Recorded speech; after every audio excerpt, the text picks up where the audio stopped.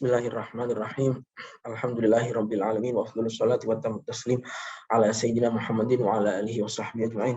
Allahumma akhrijna min dhulumatil wahmi wa akrimna bi nuril fahmi waftah alaina bi ma'rifatil ilmi wa sahhil akhlaqana bil hilmi waj'alna mimman yastami'una al-qaul fayattabi'una ahsanah. Baik, teman-teman sekalian, ini adalah pertemuan yang ke-10 ya dari pembacaan kitab Fiqhus Sirah. Dua minggu yang lalu, hari Kamis 2 minggu yang lalu ya, kita sudah membahas soal intimidasi. Jadi pasca dakwah Nabi yang sirriyah, kemudian jahriyah, itu kemudian direspon oleh orang-orang Quraisy dengan melakukan intimidasi kepada Nabi ya, berupa kata-kata, hinaan, celaan sampai dengan fisik ya, serangan secara fisik. Bahkan beberapa sahabat menerima siksaan fisik yang luar biasa ya, bahkan ada yang sampai wafat ya, ada yang sampai meninggal. Nah, kemudian ternyata upaya-upaya mereka ini semakin keras ya. Di antaranya adalah blokade ekonomi ini yang akan kita baca pada malam hari ini. Al-Hisar al-Iqtisadi ya, di halaman 130. Silahkan teman-teman buka ya kitabnya Al-Hisar al-Iqtisadi, yaitu blokade ekonomi ya. Dari dulu blokade ekonomi ini sudah ada ya. Jadi ya sekarang kan kita juga mengalami ya sanksi, kalau sekarang ya sanksi ekonomi lah ya, yang dijatuhkan oleh banyak negara barat, oleh Amerika, oleh Eropa kepada Rusia. Itu kan namanya sanksi ekonomi, atau kepada Iran misalnya ya. Jadi dari zaman dulu pun sudah ada.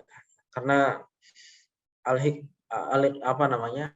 ekonomi atau pangan ini kan salah satu soko guru dalam kehidupan. Salah satu kebutuhan yang paling penting itu adalah ketahanan pangan ya. Dan orang-orang Quraisy waktu itu memberikan sanksi kepada Nabi itu berupa blokade ekonomi ini. Al-Hisar al-Iqtisadi. Jadi warada bi asanida mukhtalifah an Musa bin Uqbah an ibn Ishaq wa an ghairihima anna kuffar Quraisy ajma'u amrahum ala qadri Rasulillah sallallahu alaihi wasallam. Jadi diriwayatkan dari banyak sanad, termasuk dari Musa bin Uqbah dan Ibnu Ishaq, dan selain keduanya, jadi banyak yang meriwayatkan bahwa orang-orang kafir Quraisy ini sepakat untuk membunuh Rasulullah Shallallahu Alaihi Wasallam. Dan rencana pembunuhan Rasulullah itu disampaikan kepada kabilahnya, gitu, kepada keluarga besarnya, yaitu keluarga besar Bani Hashim dan Bani Muttalib. Ya, kalau orang-orang Arab itu kan fanatisme kesukuannya sangat kuat, seperti yang akan kita lihat setelah ini ya, fanatisme kesukuannya sangat kuat. Kalau di Indonesia ini mirip dengan orang Madura ya, orang Madura atau orang Makassar, orang Bugis mungkin ya. Jadi satu darah itu ya mengganggu satu anggota keluarga berarti mengganggu keluarga gitu ya. Makanya ketika orang-orang Quraisy itu, karena Nabi Muhammad ini keluarga Bani Hashim, Bani Muttalib, maka orang-orang Quraisy ini sebelum membunuh Rasulullah itu membicarakannya dulu, jangan sampai ada balas dendam atau apa ya, membicarakannya kepada Bani Hashim dan Bani Muttalib. Tapi apa kemudian? Ternyata walakin nahum abau taslimahu sallallahu alaihi wasallam ilaihim. Tapi ternyata orang-orang Bani Hashim, Bani Muttalib ini menolak untuk menyerahkan Nabi Muhammad sallallahu alaihi wasallam. Mereka menolak itu. Nah, falamma ajazat Quraisyun an qatlihi sallallahu alaihi wasallam ajma'u ala munabadatihi wa munabadati man ma'ahu minal muslimin wa man yahmihi min Bani Hashim wa Bani Muttalib. Tapi ketika mereka itu tidak mampu untuk melakukan pembunuhan terhadap Rasulullah, mereka kemudian sepakat untuk melakukan untuk mengucilkan atau mengisolasi Nabi Muhammad ya, mengisolasi Nabi dan mengisolasi orang-orang yang bersama dengan Nabi, itu orang-orang Islam yang bersama dengan Nabi. dan orang-orang yang melindungi Nabi, ya, yaitu orang-orang Bani Hashim dan Bani Muthalib. Ya. Fakatabu bidzalika kitaban ta'aqadu fihi ala yunakihuhum. Karena itu mereka bersepakat melakukan koalisi lah ya, membuat kesatu kesepakatan. Ya persislah seperti yang sekarang dilakukan oleh negara-negara barat, negara-negara Eropa ya, membuat satu kesepakatan. Jerman, Perancis, semuanya. Udah kita sekarang harus bareng-bareng blokade Rusia gitu ya. Karena Rusia sudah menyerang Ukraina seperti itu. Dulu Nabi juga begitu. Sudah orang-orang Quraisy semuanya itu sepakat untuk memblokade. Pertama Nabi, yang kedua adalah pengikutnya Nabi, yang ketiga adalah pelindungnya Nabi, yaitu Bani Hashim dan Bani Muthalib. Itu. Baik, isi kesepakatannya apa? Yang pertama, tidak boleh saling besanan. Nggak boleh dari antara klan ini, Bani ini, untuk menikah dengan Bani Hashim maupun Bani Muthalib dan para pengikutnya Nabi. Selain nggak boleh menikah, yang kedua adalah wala yubayyuhum. Karena kalau menikah itu kan mendekatkan hubungan ya. Nah, itu diputus. Wala yubayyuhum. Tidak boleh transaksi apapun ya. Makanya sekarang negara-negara Eropa ini kelimpungan ya. Karena memblokade Rusia, tidak boleh beli minyak dari Rusia, padahal minyak dan gasnya itu suplainya Eropa terbesar dari Rusia. Gitu. Nah dulu zaman itu orang-orang Quraisy nggak boleh saling jual beli kepada Nabi dan para pengikutnya. Walayad'u sababan min asbabir rizqi yasulalaihim, dan tidak membiarkan ada pintu rezeki apapun yang sampai kepada Nabi dan para pengikutnya. Wala yaqbalu minhum sulhan, tidak boleh menerima perjanjian damai. Wala ta'khudhuhum bihim ra'fah, enggak boleh mengasihani. Hatta yusallima Banul Muthalib Rasulullah SAW ilaihim lil qatli. Kapan perjanjiannya itu? Yaitu sampai Banul Muthalib itu menyerahkan Rasulullah kepada mereka untuk dibunuh. Dan perjanjian tersebut itu wa'alaku al-kitab fi jawfil Ka'bah. Perjanjiannya ditaruh di dalam Ka'bah. Kemarin kita sudah bahas. Ka'bah ini tempat yang suci. Sejak lama. Ada yang riwayat yang kuat mengatakan sejak Nabi Ibrahim. Tapi ada riwayat lain bahkan mengatakan sejak zaman Nabi Adam. Karena yang pertama bangun Ka'bah itu Nabi Adam. Dan selalu Ka'bah ini selalu menjadi tempat yang suci. Bahkan pada sebelum Islam tentu saja ya. Bahkan pada masa orang-orang musyrik kaum Quraisy. Itu pun Ka'bah sudah dianggap suci. Karena itu perjanjian yang dianggap besar ini itu digantungkan di dalamnya Ka'bah. Wal nazama kufar Quraisyin bihadzal kitab salasa sanawat. Blokade ini itu berlaku sampai 3 tahun. Tapi ada juga yang mengatakan hanya 2 tahun. Ya.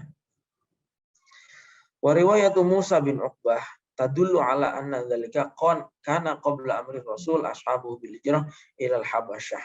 Satu riwayat mengatakan ini terjadi sebelum Rasulullah memerintahkan sahabatnya untuk hijrah ke Habasyah. Kemudian wahusira Bani Hashim wa Banul Muthalib wa man ma'ahum minal muslimin ma'ahum Rasulullah SAW fi syi'bi Banil Muthalib. Di blokadenya di mana? Rasulullah ini bersama Banu Hashim dan Banil Muthalib di blokade di lembah Banil Muthalib. Wa innama Makkah syi'abun mutafarriqah. Wa ijtama'a fihi min Bani Hashim wa Banil Muthalib al-muslimun wal kafirun. Karena apa? Jadi orang-orang Islam ini diblokade. Diblokade ini ditutup ya, ditutup. Nggak boleh ada akses ekonomi apapun, nggak boleh jual beli, nggak boleh ada barang masuk ke sana. Terus paling gampang sekarang Gaza lah ya. Gaza itu kan diblokade oleh Israel. Nggak boleh ada makanan. Tapi bedanya apa? Bedanya Gaza itu lebih subur. Kalau Mekah ini saya nggak bisa membayangkan ya bagaimana Mekah zaman dulu itu. Karena Mekah itu kan sangat panas, isinya cuma gunung batu, nggak ada tanaman apapun kecuali rumput-rumput yang berduri. Sekarang saja, ya sekarang orang-orang jamaah haji itu, apalagi dari Indonesia, itu salah satu hal yang membuat banyak yang meninggal ya, di antara. Tentu kalau bicara takdir ya takdir. Maksudnya secara lahir salah satu yang menyebabkan banyak yang meninggal itu salah satunya adalah dehidrasi dan heat stroke namanya itu.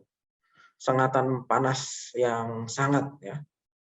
Itu padahal sudah zaman sekarang tahun 2022 ya. Sudah banyak pohon, sudah apa namanya? Artinya pohon itu pohon di jalan ya, pohon di jalan. Kalau di gunung-gunungnya masih belum ada pohon sampai hari ini. Gitu. Kemudian banyak ruangan ber-AC, ya, minum air juga melimpah. Di Mekah itu air melimpah ya sekarang. Meskipun itu diambil dari laut, ya, air laut yang difilter. Tapi saya nggak membayangkan zamannya Nabi. Ya. Nabi itu diblokade dua klan, Bani Hashim, Bani Muthalib, para sahabat yang awal-awal masuk Islam ya, semuanya diblokade di lembah yang ada di kota Mekah. Kalau diblokadenya di Indonesia, itu ya gampang-gampang saja. Di Indonesia itu tanaman di mana saja tumbuh, tanahnya digali itu keluar air. Lah di Mekah kan, di Mekah itu kan tanahnya kering kerontang, panasnya luar biasa, isinya gunung batu, digali nggak bisa, ditanam apapun juga nggak bisa, kurma sekalipun itu nggak bisa. Kurma itu yang banyak di Madinah, kalau di Mekah nggak ada. Nah,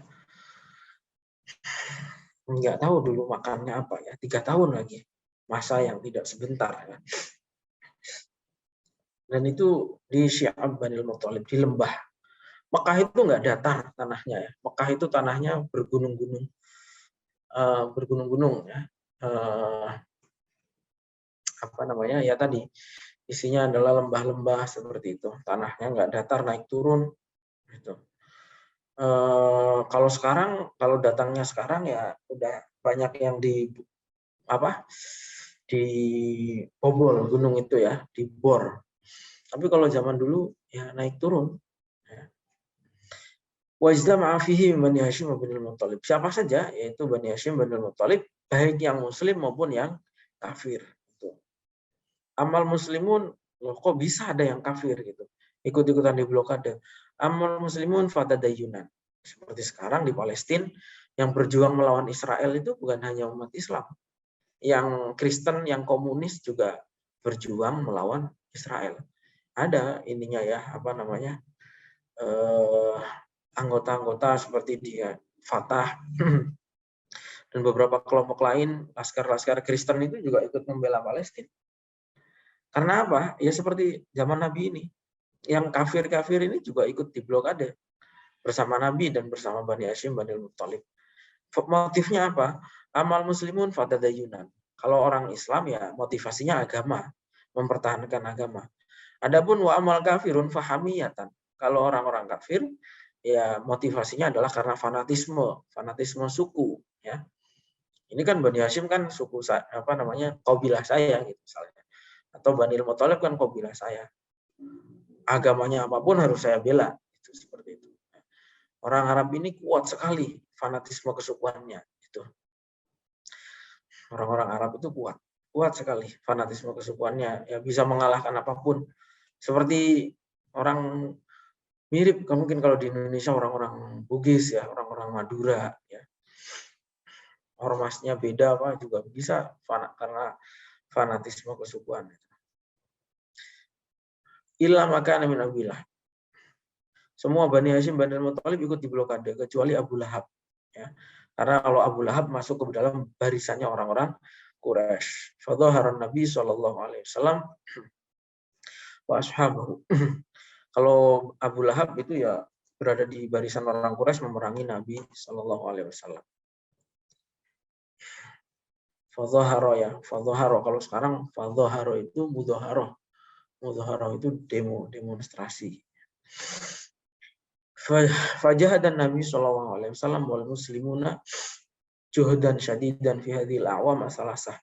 Selama 3 tahun itu Nabi dan para umat Islam betul-betul dalam kondisi yang sangat berat. Ya. Wafis Sahih, di dalam kitab Sahih ya, diterangkan, digambarkan annahum juhidu hatta kanu ya'kuluna al-khabta wa waraqus syajar.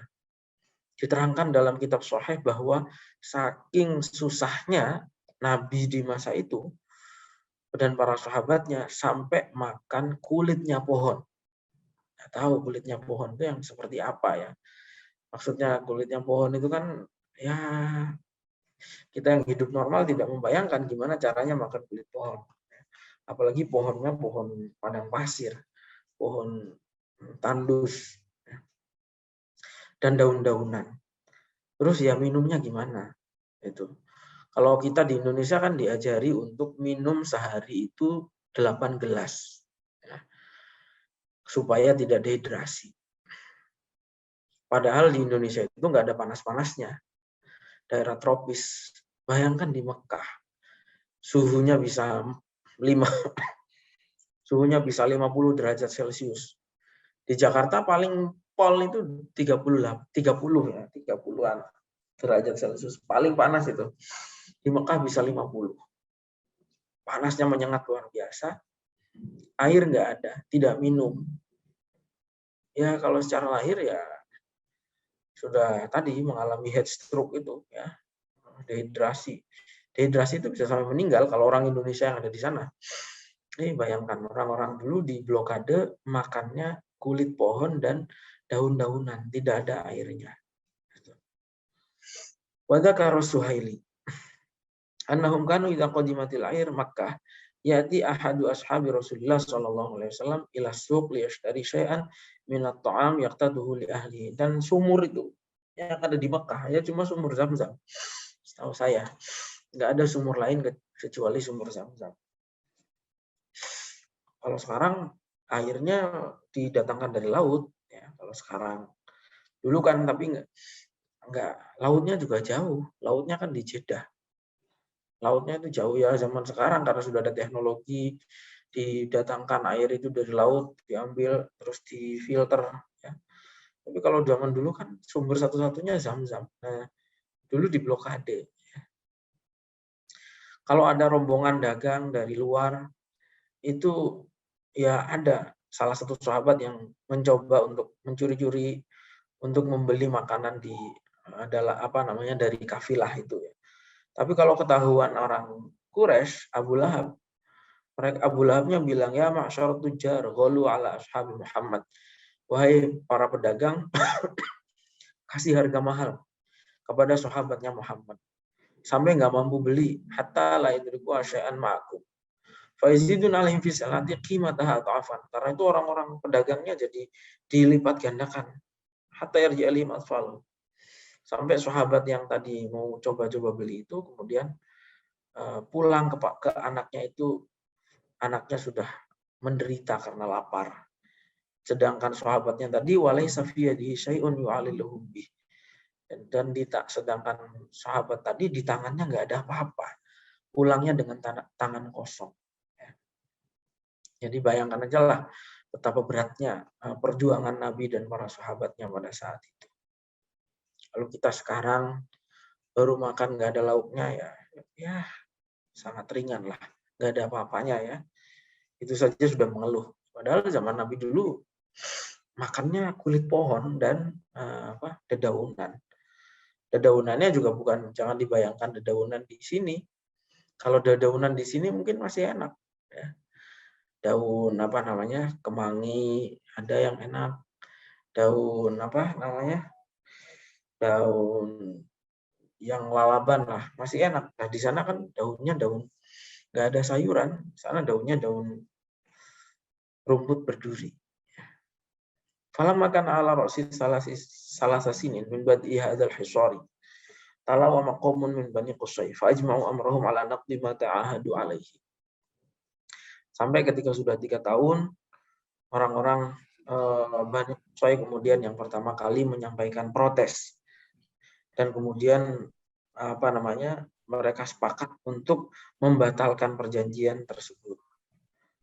Dan Allah kemudian mengutus rayap ya untuk memakan perjanjian yang ada di dalam surat perjanjian yang ada di dalam Ka'bah itu. Kemudian rayap itu memakan semuanya. Fa'atat ala mu'adzami ma fiha min misaqin wa ahdin. Jadi perjanjian yang ada di dalam Ka'bah tadi itu semuanya dimakan rayap, kecuali beberapa kalimat yang tertulis Allah Azza wa Jalla. Waqad akhbaru bidzalika Rasulullah sallallahu alaihi wasallam ammahu Abu Thalib. Dan kemudian Allah memberikan wahyu kepada Nabi, dan Nabi kemudian menyampaikannya kepada pamannya Abu Thalib. Maksudnya cerita tadi, coba cek di dalam Ka'bah itu surat perjanjian sanksi atau blokade itu sudah dimakan rayap. Abu Thalib kemudian tanya,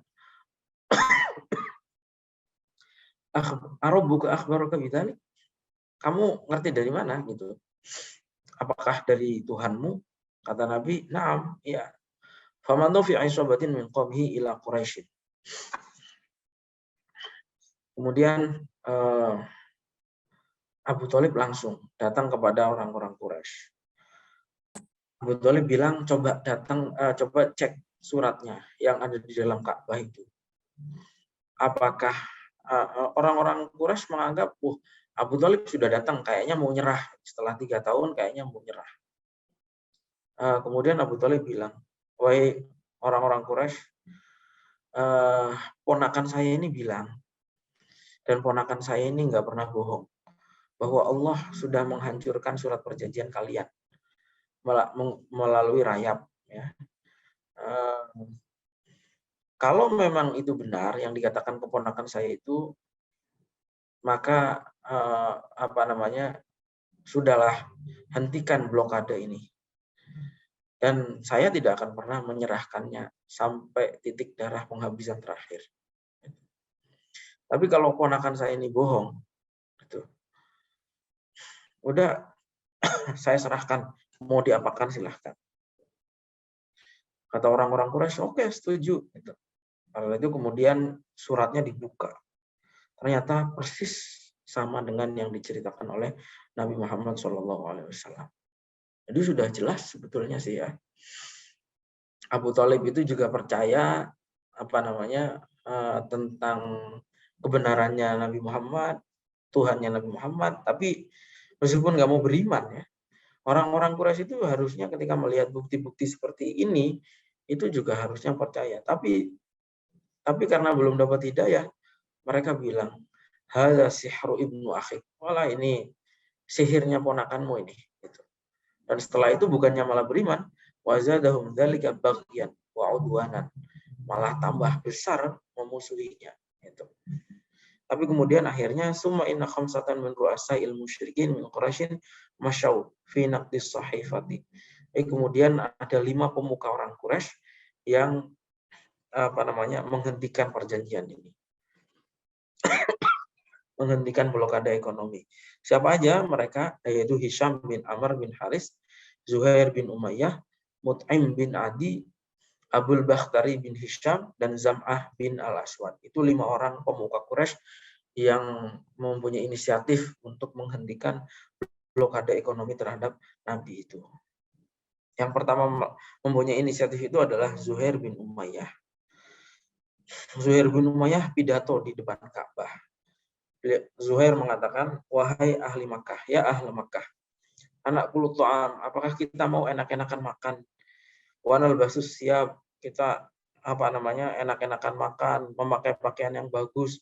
Wa Banu Hashim wal Muttalib halka, sedangkan Banu Hashim dan Banu Muttalib menderita. Kita tidak berjual beli kita tidak membeli sesuatu dari mereka, dan kita juga tidak menjual sesuatu kepada mereka. Wallahi demi Allah, la aqudu hatta tasyukku hadis sahifah al-qati'ah al-zalimah.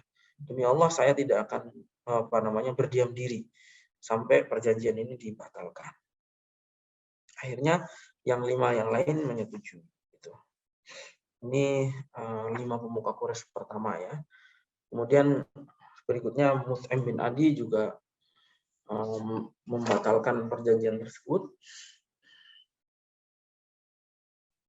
Sampai akhirnya 5 orang pemuka ini membawa pengikutnya, dan ini Banu Hashim dan Banu Muttalib akhirnya sudah kalian kembali ke rumah masing-masing. apa pelajaran yang bisa kita ambil dari peristiwa blokade ekonomi ini? Yang pertama, bahwa blokade ini adalah suatu hal yang termasuk puncak kesengsaraan yang diterima oleh Nabi dan sahabatnya selama 3 tahun. Gitu. Dan Anda lihat bahwa orang-orang kafir yang ada di dalam Bani Hashim dan Bani Muthalib itu juga ikut menanggung. Gitu. Ikut menanggung penderitaan ini. Adapun orang-orang Nabi dan para sahabatnya,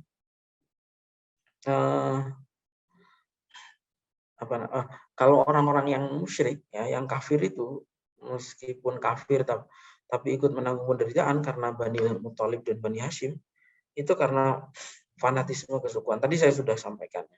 Orang Arab itu fanatisme kesukuannya sangat kuat. Karena itu bahkan di beberapa negara nasionalisme Arab itu gagal. Ya. Negara-negara yang dasarnya nasionalis di Arab itu banyak yang gonjang-ganjing gitu. Tapi justru sebaliknya negara-negara kerajaan itu justru berhasil, ya. Misalnya negara Uni Emirat Arab, Qatar, Arab Saudi itu kan negara-negara yang dibangun berdasarkan kekeluargaan, ya. Arab Saudi itu dari keluarga Saud, ya. Qatar itu dibangun dari keluarga Al Khalifah, ya. Kemudian Emirat itu dari emir-emir, pemimpin-pemimpin suku kecil, ya.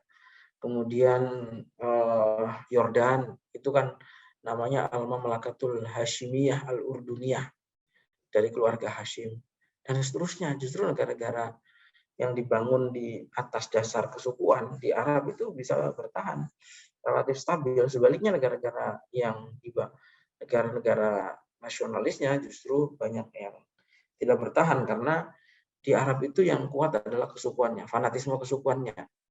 Beda sama kita di Indonesia, ya. Apapun sukunya bisa bersatu itu atas nama Indonesia. Ya, karena negara ini kan dibangun juga atas peran berbagai suku yang ada di Indonesia, dari mulai Aceh sampai Papua, semua punya peran, ya. Tapi Arab nggak begitu. Arab itu kesukuannya yang sangat kuat. Suku Saud, keluarga Saud jadi negara Saudi, keluarga Khalifah jadi negara Qatar, yang lain-lain, keluarga Hashim jadi negara Yordan, dan seterusnya. Nah, orang-orang zaman Nabi juga begitu. Meskipun kafir karena dia Banu Hashim dan Bani Muthalib, ya ikut menerima penderitaan bersama dengan Nabi. Gitu. Tapi tidak benar kalau ada orientalis yang mengatakan bahwa dakwahnya Nabi itu ditopang oleh kesukuan. Kenapa? Karena ya suku-suku tadi kan bukan membela Islamnya, mereka membela anggota sukunya itu, bukan membela Islamnya. Gitu. Oke. Nah, kemudian ya tidak benar juga bahwa tuduhan orang-orang orientalis bahwa Nabi itu membangun satu negara tujuannya adalah untuk sebagai bentuk pemberontakan kalangan bawah, ya, atau kalangan terhadap seperti revolusi kiri lah, ya, diistilahkan oleh orang-orang Barat. Nggak benar. Kenapa? Ya buktinya kalau demi mempertahankan agama meskipun hidup susah pun dilakukan gitu. Kalau Nabi tujuannya kekayaan, kan kemarin sudah dibahas. Nabi itu ditawari kalau mau kaya, semua mau urunan supaya Nabi ini menjadi orang yang paling kaya di antara mereka. Tapi nyatanya Nabi menolak. Gitu. Jadi orang-orang Barat itu mengimajinasikan Islam seperti gambaran mereka. Gitu.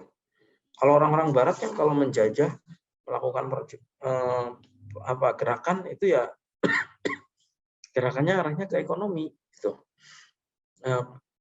Penjajahan itu kan tidak lepas dari 3 hal, ya, 3 G, ya, terkenal, ya, yaitu gold, gospel, dan glory. Ya. Kalau orang-orang Barat itu kalau jajah, ya nyarinya pertama emas, gold. Emas ini artinya kekayaan alam, apapun ya. Gospel itu menyebarkan Kristen dan glory. Tapi berbeda kalau Islam. Islam sama sekali dalam perjuangan Nabi itu tidak ada motivasi hartanya sama sekali. Itu buktinya ketika Nabi ditawari harta, Nabi menolak. Itu. Dan begitu juga ketika Nabi ditawari kekuasaan, Nabi juga menolak. Kan mau diangkat, Nabi itu mau diangkat menjadi penguasa. Yang penting dakwah Islamnya dihentikan. Gitu. Tapi Nabi menolak. Gitu. Berbeda dengan orang zaman sekarang yang ngaku-ngaku berjuang untuk Islam, tapi nyatanya mencari kekuasaan dengan atas nama Islam. Nabi dulu dikasih gratis saja nggak mau. Gitu. Nah, gitu. Oke, yang lain-lain juga sama lah. Kisahnya banyak lah. Umar ketika menaklukkan Romawi itu ya meskipun sudah jadi penguasa timur dan barat, naiknya tetap naik keledai, jubahnya tambalan 14, padahal khalifah, ya. Padahal beliau ini Amirul Mukminin, ya, menguasai timur dan barat, kekuasaannya sangat besar, tapi ya hidup sederhana, nggak ada motivasi untuk kemewahan, itu tidak ada. Dan kalau nyari kemewahan ya orang Islam nggak akan dikasih kemenangan. Orang Islam ini tidak akan dikasih kemenangan kalau motivasinya mencari kekayaan. Ingat ya kisahnya Umar itu ketika memasuki Damaskus. Oleh panglima perangnya dibilangin, Umar waktu itu naik keledai. Dengan pakaian yang compak-camping, tambalan 14. Kata Abu Ubaidah, panglimanya bilang, wahai Umar, para pemimpin di negara-negara lain itu pakai mahkota. Pakai mahkota, ada berliannya, pakai emas, jubahnya besar. Kalau jalan itu pengawalannya besar, nggak ada yang pakai keledai, pakai kereta kencana, ini rombongannya panjang, seperti itu. Tapi kemudian kata Umar, untung kamu yang ngomong. Kalau bukan kamu yang ngomong, sudah saya hantam, gitu, kata Umar. Nah, terus kalimatnya Umar adalah, nahnu qaumun a'azzanallahu bil Islam. Kita ini mulia karena mempertahankan Islam. Gitu. Kalau memperjuangkan Islam. Tapi kalau suatu saat kita itu mencari kemuliaan dari yang lain, kita mencari kemuliaannya, saya inilah mencari kekayaan biar dilihat orang mulia, atau biarlah saya jadi anggota dewan atau menjadi bupati supaya mulia. Kalau kita nyari kemuliaan dari yang lain, bukan dari agama, ya kita pasti akan direndahkan oleh Allah. Itu seperti itu. Nahnu qaumun azanallahu bil Islam. Fa itabdaghaina ghairu azallanallah. Jadi seperti itu ya. Baik, itu sekilas ya tentang blokade. Kemudian yang pembahasan yang kedua adalah soal awalu hijratin fil Islam. Hijrah pertama di dalam Islam. Suma inna Rasulullah sallallahu alaihi wasallam lamma ra'a ma yusibu ashabahu minal bala wa annahu la yaqdiru ala an yahmiyahum wa yamna'uhum mimma hum fihi qala lahum law kharajtum ila ardil habasyati fa inna biha malikan la yadhlimu 'indahu ahadun wa hiya ardu sidqin hatta yaj'alallahu lakum farajan mimma antum fihi. Kemudian setelah Rasulullah sallallahu alaihi wasallam melihat apa yang menimpa para sahabatnya berupa ujian yang sangat berat, dan kemudian Rasulullah tidak mampu melindungi mereka dan tidak mampu mencegah kejahatan orang Quraisy kepada mereka. Karena itu Rasulullah kemudian bilang, ya, jadi perjuangan itu ya warnanya macam-macam ya. Tidak semua perjuangan itu enak, manis, selalu menang gitu. Loh, kita kan Islam kok kalah gitu. Ya enggak, Nabi aja dulu pernah mengalami masa-masa seperti ini ya. Nabi itu melihat sahabatnya dianiaya seperti itu, Nabi tidak berdaya. Sampai akhirnya Nabi bilang kepada mereka, sudah kalian pergi saja ke negara Ethiopia, ke Habasyah. Kenapa? Karena di sana itu ada seorang raja yang yang adil, tidak ada orang yang dizalimi di sana. Sampai kapan? Hatta ja'alallahu lakum farajan mimma antum fihi. Sampai keadaannya membaik itu. Dan itu kemudian orang-orang Islam kemudian keluar. Nabi sendiri nggak ikut. Ya, Nabi sendiri tidak ikut. Karena itu orang-orang Muslim kemudian keluar, berangkat ke Habasyah, itulah hijrah yang pertama dalam Islam. Di antara orang yang hijrah pada masa itu adalah Utsman bin Affan, ya, wazaujatuhu. Utsman bin Affan dan istrinya. Istrinya Utsman itu siapa? Ya, putrinya Nabi, yaitu Ruqayyah binti Rasulullah Shallallahu Alaihi Wasallam. Juga Abu Hudzaifah bersama istrinya, Zubair bin Awam, Mus'ab bin Umair, Abdurrahman bin Auf, dan yang lain-lain. Kira-kira jumlahnya 80 sekian laki-laki. Setelah orang-orang Quraisy mendengar sahabat itu hijrah ke Habasyah, mereka kemudian mengutus 2 orang, yaitu Abdullah bin Abi Rabi'ah dan Amr bin As. Waktu itu Amr bin As belum masuk Islam, ya. Gitu.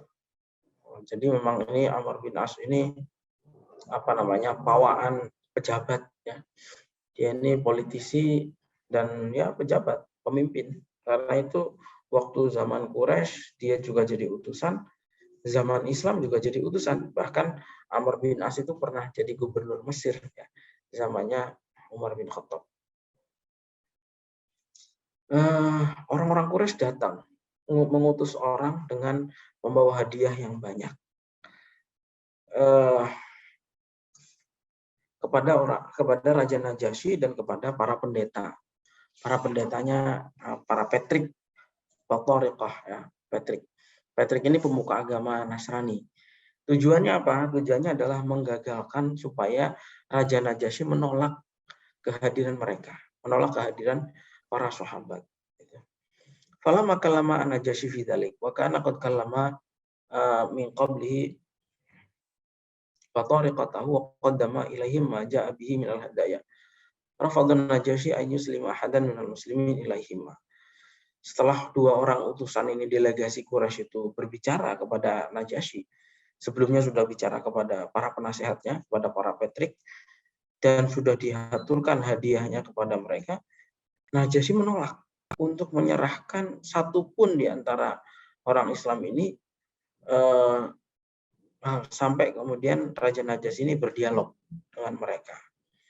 Mereka dipanggil, sahabat-sahabat ini dipanggil,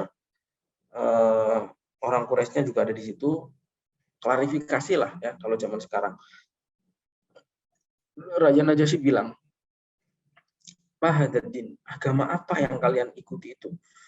Sampai kalian memisahkan diri dari kaum kalian, dan juga kalian sampai mengikuti agama baru, bukan agama saya." Karena Raja Najasyi ini orang Nasrani, ya, orang Kristen. Wala fi dini ahadin minal milal. Kenapa kamu memilih Islam?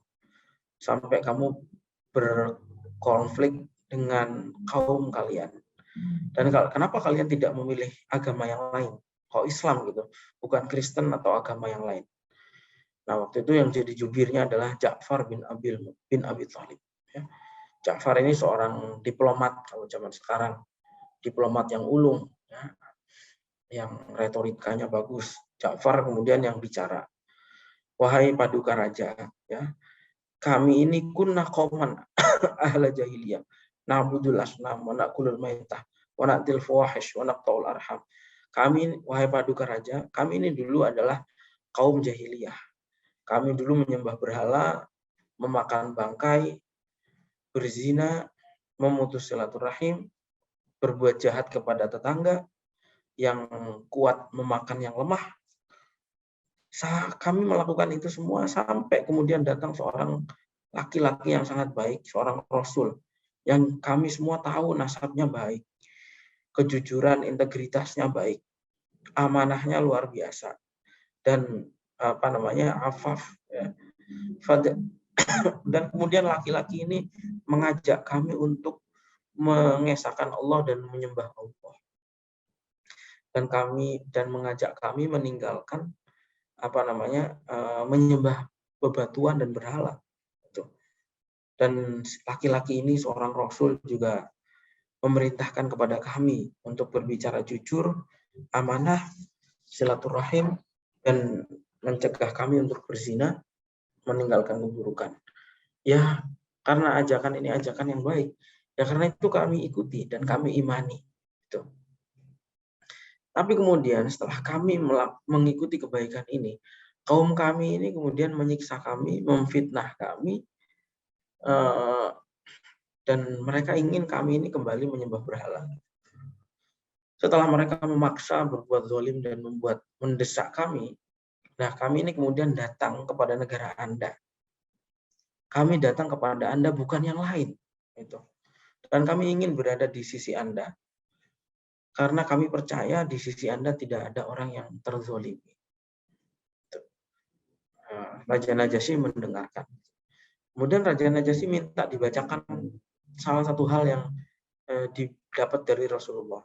Kemudian Ja'far membacakan surat Maryam. Ya, pinter. Ini kan berarti pinter Ja'far bin Abi Thalib ini. Yang dibaca surat Maryam. Kenapa? Karena Raja Najasyi orang Kristen. Ya, yang mensucikan Bunda Maria kalau menurut mereka. Sayyidah Maryam, Bunda Maria. Ketika Ja'far membacakan surat Maryam, itulah kemudian Raja Najasyi menangis. Ya. Menangis sampai jenggotnya itu basah. Itu. Kemudian setelah setelah selesai dibacakan surat itu, Raja Najasyi bilang, inna hadza tadil yang dibaca oleh laki-laki ini, yaitu Ja'far bin Abi Thalib, dan yang dibawa oleh Isa, saya yakin sumbernya sama. Ya kan sama-sama agama samawi ya. Sumbernya sama-sama dari Allah. Sumal tafata ila rasulai Quraisyin qailan intaliqa. Kemudian Raja Najasyi lihat kepada orang Quraisy tadi, kemudian bilang kepada utusan Quraisy itu, udah kamu pergi saja. Fala wallahi la usallimahum ilaikuma. Saya nggak akan menyerahkan mereka semua kepada kalian berdua. Dan jangan coba-coba. Nah itu kemudian keduanya kembali. Itu. Tapi kemudian bilang lagi kepada Raja Najasyi, wahai yang mulia, mereka itu menjelek-jelekan Nabi Isa. Menjelek-jelekan Yesus. Itu. Jelek banget kalau komentar tentang Yesus, tentang Nabi Isa. Karena itu coba panggil, apa komentar mereka. Kemudian Ja'far bin Abi Thalib ditanya, oke, sekarang apa pendapat kalian tentang Isa? Sekali lagi jawaban Ja'far bin Abi Thalib itu sebagai orang yang pintar bicara, ya, seorang diplomat yang ulung. Naqulu fihi alladzi ja'a nabiyuna Muhammadun sallallahu alaihi wasallam. Ini oke, karena kamu tanya tentang Isa, tentang Yesus, saya mau jawab.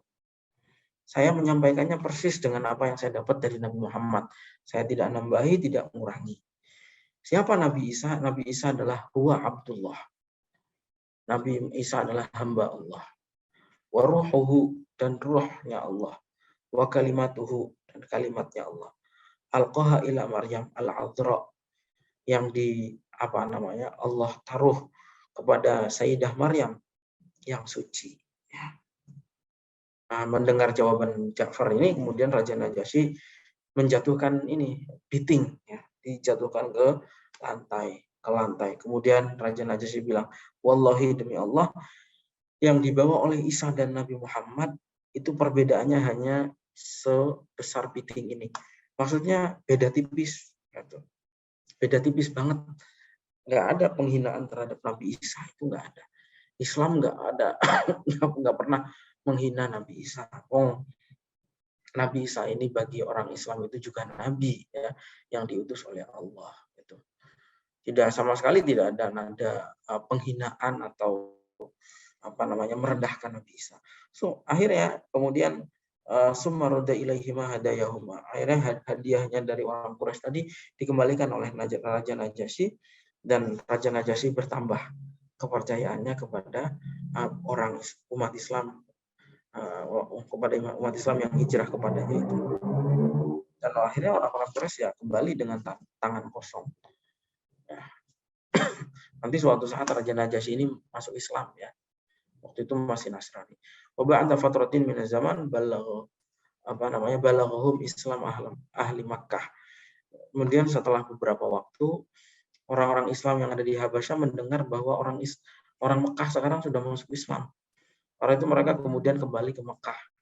Ternyata setelah sampai ke Mekah, kabar itu ternyata hoax, nggak benar. ternyata orang Mekah belum masuk Islam. Itu. Karena itu orang sahabat-sahabat yang kembali dari Habasyah tadi tidak langsung masuk ke Mekah, tapi sembunyi-sembunyi, dan bahkan beberapa di antaranya itu meminta perlindungan kepada orang-orang yang ada di dalam Mekah. Salah satunya adalah Utsman bin Maz'un. Utsman bin Maz'un ini saudara sesusu, ya, saudara sesusuannya Rasulullah. Itu di bawah perlindungan Walid bin Mughirah. Begitu juga Abu Salamah dijamin oleh Abu Thalib. Itu. Baik, itu sekilas ya tentang hijrah pertama dalam Islam, hijrah ke Habasyah. Apa pelajaran yang bisa diambil dari kisah tersebut? Paling tidak ada 3 hal. Yang pertama adalah inadin wal istimsak bihi wa iqamatu da'aimihi asasun wa masdarun li kulli quwwatin. Bahwa agama dan berpegang teguh kepada agama itu adalah asas yang paling utama. Ya. Sampai hari ini pun sebetulnya kalau kita amati, tidak ada hal yang lebih kuat daripada iman, ya, daripada ideologi. Apapun bisa terkalahkan. Gitu. Demi iman, demi ideologi, orang bisa mengorbankan hartanya, bisa mengorbankan kehormatannya, bahkan nyawanya. Ya. Nah, gitu. Jadi asas. Kemudian yang berikutnya adalah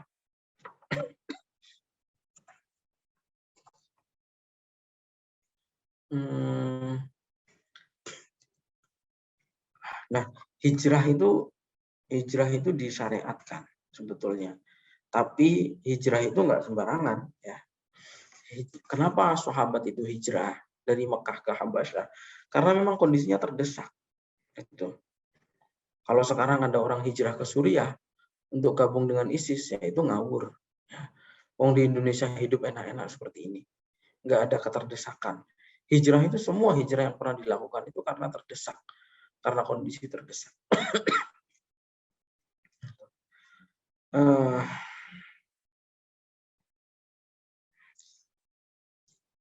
Hukum hijrah sendiri itu bermacam-macam. Amal hijrah min daril Islam fa hukmuha bainal wujub wal jawaz wal hurmah.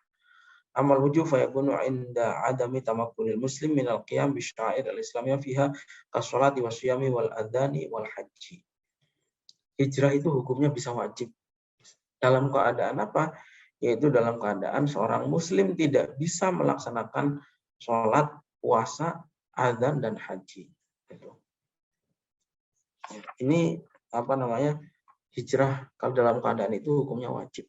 Nah, kalau di Indonesia mau ibadah apapun nggak ada kendala, ya. Sekarang coba di Indonesia itu apa yang tidak bisa di sini? Semua rukun Islam difasilitasi di Indonesia. Orang mau syahadat, nggak ada yang menghalang-halangi. Beda dengan kondisi di Spanyol waktu Reconquista, ya.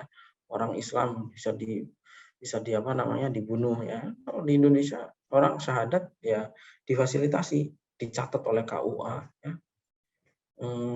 Sholat, nggak ada di Indonesia orang melarang bangun masjid. Kalau perlu pemerintah membantu pembangunan masjid, ya. Bahkan di Indonesia itu masjidnya terbanyak di dunia, dan masjidnya paling enak di dunia, paling bebas.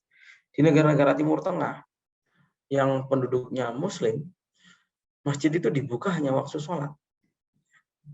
Adzan zuhur misalnya, 10 menit kemudian qomat, sholat, setelah selesai sholat dikunci. Sehingga kalau mau sholat di masjid jam 2, jam 3, nggak bisa. Di Indonesia, masjidnya rata-rata buka 24 jam. Minimal masih bisa sholat di serambinya, ya. Wudu, pakai toilet, semua bebas. Paling enak di Indonesia. Sudah nggak ada yang lain. Sudah paling enak itu di Indonesia. Masjidnya paling bebas. Paling banyak di mana-mana. Di Arab itu nyari masjid susahnya luar biasa. Masjid hanya ada di perkampungan, ya.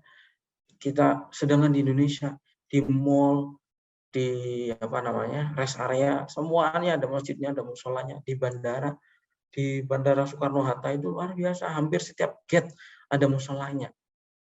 bandingkan dengan bandara di Jeddah atau bandara di Madinah sekalipun. Satu bandara mungkin musolanya hanya satu. Harus lari-lari nyari di lantai berapa. Masya Allah ya, Indonesia itu luar biasa. Enaknya Masya Allah. Terus paling enak di Indonesia itu. Ibadah paling enak. Paling dalam hal difasilitasi itu luar biasa. Puasa, sidang isbatnya difasilitasi oleh pemerintah. Sidang Idul Fitri juga difasilitasi oleh pemerintah. Azan, ya, enggak di Indonesia azan itu hampir semua masjid azannya pasti speaker luar. Di Timur Tengah itu sebagian azan ya hanya speaker dalam. Artinya apa? Yang dengar hanya orang yang ada di dalam masjid. Di Mekah itu kalau bahkan beberapa tempat itu ya hanya satu, misalnya di Mekah azannya di Masjidil Haram. Masjid-masjid yang lain enggak. Haji juga begitu. Bahkan pemerintah Indonesia punya dirjen khusus soal haji. Terus paling enak, nggak ada alasan mengatakan Indonesia ini nggak Islami atau mengatakan Indonesia ini kafir, apalagi nggak nyaman buat ibadah, nggak ada alasan. Karena paling enak ya di Indonesia. Nah itu hijrah itu wajib kalau seandainya tidak bisa melaksanakan sholat, puasa, azan, dan haji. Kalau di Indonesia ya itu semua bebas-bebasan. Ya. Mau sholat 24 jam di masjid juga nggak ada yang larang. Nah, hijrah juga kadang-kadang hukumnya boleh. Yaitu dalam keadaan nggak ada hal yang mendesak. Ada juga hijrah yang haram. Yaitu ketika apa? Yaitu fatakun indama tastalzimu hijratu ihmal wajibin minal wajibat al-islamiyah la yaqumu bihi ghairuhu. Misalnya di sebuah daerah kampung, kamu misalnya menjadi pimpinan agama di sana. Nggak ada yang bisa mengajari sholat kecuali kamu yang di sana. Kamu kok pergi dari situ, itu hukumnya haram. Gitu. Karena meninggalkan kewajiban yang tidak bisa dilakukan oleh orang lain. Kecuali seandainya di tempat itu sudah banyak ustadz-ustadz yang lain misalnya. Nah, itu boleh ditinggalkan. Tapi kalau seandainya tidak ada, ya wajib untuk tinggal di situ. Pelajaran yang ketiga yang diambil dari kisah tadi adalah bahwa haqiqatal ala wa na'khudhu minha haqiqatal alaqatil qa'imati baina ma ja'a bihi sayyiduna Muhammad wa sayyiduna Isa alaihi wasallam. Yaitu tentang hubungan antara Nabi Muhammad dan Nabi Isa. Raja Najasyi tadi itu kan mengikuti agamanya Nabi Isa secara benar, ya. Maksudnya secara benar itu tidak seperti yang sekarang, yang distorsinya sudah banyak. Kalau Kristen yang sekarang itu kan memang versinya banyak sekali, ya. Selain yang besar Protestan, Katoliknya adalah Katolik Roma, kemudian Protestannya macam-macam. Protestan di Indonesia aja nggak tahu ada berapa macam. Ada Kristen Batak, ada Kristen Jawa, ada Kristen ini ya. Kitabnya juga macam-macam. Tapi Raja Najasyi dulu itu masih Kristen yang mukhlis, ya. Dan kemudian karena itu ketika disampaikan tentang Islam ya hampir sama ajarannya, sama-sama Islam Kristen itu ya pada dasarnya dari Allah juga. Sama Yahudi, Kristen, Islam itu kan sama-sama agama wahyu dari Allah semuanya. Itu. Bahkan agama kalau menurut Syekh Abdul Halim Mahmud, Grand Syahnya Al-Azhar mengatakan sebetulnya kayak Konghucu, Buddha, Hindu itu juga dulu ada nabinya gitu. Tapi seiring waktu itu kan mengalami tahrif, mengalami distorsi, penyimpangan sehingga semakin jauh, ya, kayak gitu dari yang aslinya. Gitu. Ya, seperti air datang dari pegunungan, awalnya jernih, tapi kemudian sampai ke got-got di kampung-kampung jadi kotor. Ya. Agama juga begitu. Ya, hanya agama, mungkin hanya Al-Quran, ya. Bukan mungkin ya, hanya Al-Quran, memang hanya Al-Quran yang oleh Allah sudah dijamin, inna nahnu nazzalna dzikra wa inna lahu lahafizun, terjamin keasliannya. Nggak akan pernah bisa dipalsukan gitu. Tapi kalau kitab-kitab yang lain kan versinya banyak gitu. Injil itu Injil versi Markus, Matius, atau kitab versi yang mana, atau kitab, apalagi orang Hindu. Orang Hindu itu kitabnya saja nggak pernah pegang, ya. Kitab sucinya itu. Konon katanya yang pegang itu ulama-ulamanya, tapi wallahu a'lam. Orang-orang Hindunya sendiri nggak pernah tahu kitabnya seperti apa. Pelajaran yang ketiga adalah apa namanya? Jadi Nabi itu kalau soal akidah ya sama. Dari zamannya Nabi Adam sampai Nabi Muhammad, akidah yang dibawa itu sama. Yang beda apanya? Yang beda adalah syariatnya. Itu. Ya. Syariatnya yang berbeda. Itu. Maksudnya bisa berbeda, yang sama tentu banyak. Tapi kalau akidah ya tidak berubah sama sekali. Itu. Yang ketiga adalah annahu yajuzu lil muslimin an yadkhulu fi himayati ghairil muslimin. Pelajaran yang ketiga yang bisa diambil dari kisah hijrah ke Habasyah adalah bagi umat Islam boleh meminta perlindungan kepada orang non-muslim. Baik itu yang non-muslim yang ahlul kitab, Yahudi Nasrani, seperti Raja Najasyi ini yang Nasrani, ataupun musyrik, orang Hindu Buddha atau apa Majusi atau Konghucu atau apalah Shinto atau agama apapun boleh itu. Buktinya apa? Buktinya ya umat Islam meminta perlindungan kepada Raja Najasyi yang Kristen, ataupun Nabi itu dilindungi oleh dua orang yang musyrik. Yang pertama adalah pamannya sendiri, yaitu Abu Thalib. Nabi kan dengan melindungi Abu Thalib. Abu Thalibnya musyrik. Dan yang kedua, orang musyrik yang pernah melindungi Nabi adalah Mut'im bin Adi. Wakal Mut'im bin Adi alladzi dakhala Rasul sallallahu alaihi wasallam Makkah fi himayatihi indama raja'a min at-Taif. Mut'im bin Adi itu orang musyrik, tapi melindungi Nabi ketika Nabi kembali ke Mekah dari Taif setelah didapat serangan dari Taif. Ya. Jadi seperti itu. Makanya ya sekali lagi kan nggak boleh maksa orang untuk menganut agama tertentu. Itu nggak boleh. Allah sudah menjamin la ikraha fiddin. Kita itu nggak akan mampu memaksa orang memeluk agama tertentu, ya, memeluk agama Islam. Paling pol bisa maksa itu secara fisik. Dipaksa untuk sholat, rukuk, sujud itu mungkin bisa.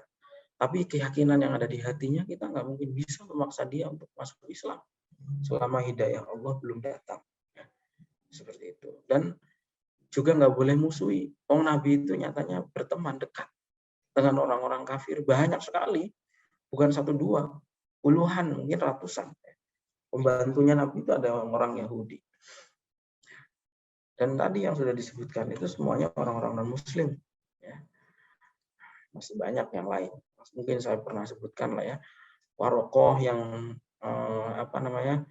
Nabi awal menjadi Nabi itu juga non-Muslim. Kemudian Abu Thalib, ya. Kemudian